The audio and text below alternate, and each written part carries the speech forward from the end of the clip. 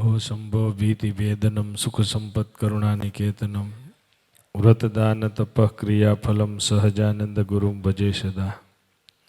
इष्टदेव भगवान स्वामीनारायण मंदिर में बिराजमान राजाधिराज मदन मोहनजी महाराज सभा में उपस्थित खूब सुंदर आपने कथामृतनु रसपान करायु एवं शास्त्री स्वामी हरिचरण स्वामी स्वामीनारायण संप्रदायनी अंदर वड़तालनी रही अने वड़तालनी काया पलट करनारा कोठारी स्वामी बापू स्वामी आ धोलेरानी अंदर धोलेरानी पण काया पलट करी एवं शास्त्री स्वामी एवं हरिकेशव स्वामी आसिस्टंट कोठारी पुरुषोत्तम स्वामी बीजा पुरुषोत्तम स्वामी श्याम स्वामी आदि सर्वे संतो यजमान श्रीओ ने भाविक भक्तजनों ने भावती जय स्वामीनारायण।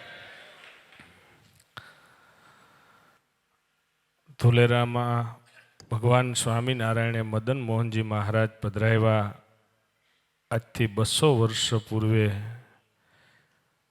त्यारे महाराज ने खबर हशे बधामां लख्युं नथी परंतु अहींया देशी अने परदेशी दर्शन करवा आवशे एवुं महाराजे धोलेरा माटे लख्युं छे। एनी 200 वर्षे आपणने देखाय छे के विदेशना माणसो पण अहींया बधाय करता झाझा दर्शन करवा माटे आवशे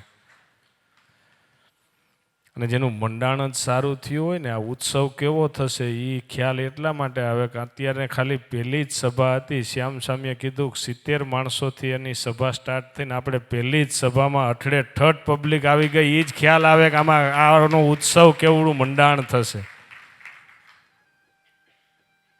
આપણો ઉત્સવ કેવો થશે એ પહેલી સભાથી જ આપણને ખ્યાલ આવે।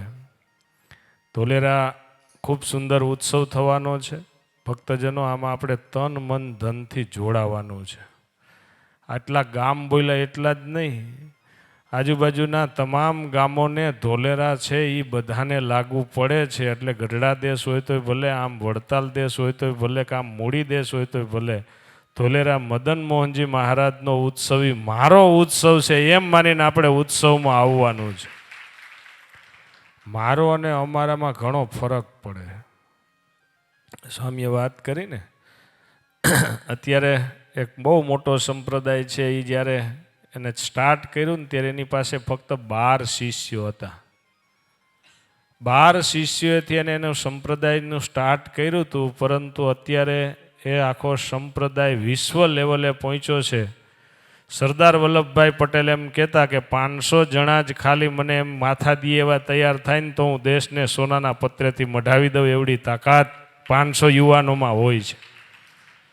આપણે ફક્ત ને ફક્ત જેટલા ગામ બોલ્યા ને એમાંથી 2 યુવાનો એવા સક્રિય થાય કે 1 વર્ષ સુધી જ્યારે જ્યારે અહીંયા સંતોને જરૂરિયાત પડે ત્યારે અમે તન મન અને ધનથી અમે તમારી ભેગા છીએ। તો મને એવું લાગે છે કે અત્યાર સુધીમાં આપણે જેટલા ઉત્સવો થયા છે, ધોલેરા એક તો ઓછા સંતો, ઓછો નાનો દેશ નીરસ હતી, ત્યાં દેહાભિમાનીને અતિ દુઃખ, અહીંયા ત્યાગી હોય તે ટકે બીજાને સંકટ રૂપ, એમ નિષ્કુળાનંદ સ્વામીએ લખ્યું।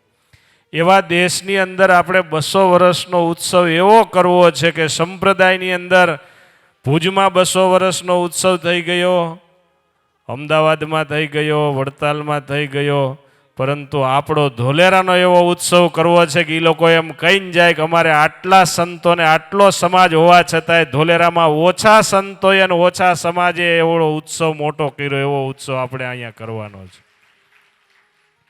એમાં તન મન ધનથી આપણે જોડાવાનું છે। ભક્તજનો, અમારે તો હું દર વખતે પ્રવચનમાં અહીંયા કહું છું કે અમારું આ મોસાળ કહેવાય, કેમ કે પુંજાભાઈના બેન ફૂલીબા આપણે ત્યાં કરમળ સાસરે હતા ને ભગવાન સ્વામિનારાયણને ત્યાં કરમળ લઈ આવેલા, અને અન્નકૂટનો ઉત્સવ ભગવાન સ્વામિનારાયણે છેલ્લો અન્નકૂટનો ઉત્સવ કરમળમાં કરેલો, એટલે અમારું તો આ મોસાળ કહેવાય। એટલે અમે સીધી લીટીના વારસદાર પણ કહેવાય। એટલે અમારે આ ઉત્સવની અંદર અમને પહેલેથી જ મેં તો કોઠારી સામેને કહી રાખ્યું છે કે અમારા સમાજની હરિભક્તોની તન મન ધનથી અમે તમારી સાથે છીએ। જ્યારે કહેશો ત્યારે, જ્યારે જેવી જરૂરિયાત હશે ત્યારે અમે તમારી હારે ઊભા છીએ। અને આપણે બધાય ભક્તજનોએ આપણે આ ઉત્સવ મારો છે એમ માનીને આ ઉત્સવમાં જોડાવાનું છે। અસ્તુ, જય સ્વામિનારાયણ।